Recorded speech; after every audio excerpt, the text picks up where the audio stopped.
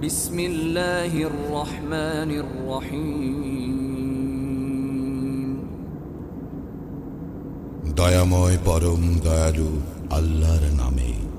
বিসমিল্লাহর পূর্বে আক্করাও, আবদাও অথবা আতলু ফেল উজ্জ আছে, অর্থাৎ আল্লাহর নাম নিয়ে পড়ছি অথবা শুরু করছি কিংবা তেলাওত আরম্ভ করছি। প্রত্যেক গুরুত্বপূর্ণ কাজ আরম্ভ করার পূর্বে বিসমিল্লাহ পড়ার প্রতি তাকিদ করা হয়েছে।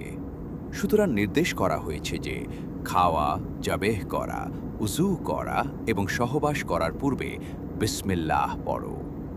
অবশ্য কুরআনে করিম তেলাওত করার সময় বিসমিল্লাহির রাহমানির রাহিম পড়ার পূর্বে আউযু বিল্লাহি মিনাশ শাইতানির রাজিম পড়াও অত্যাবশ্যক।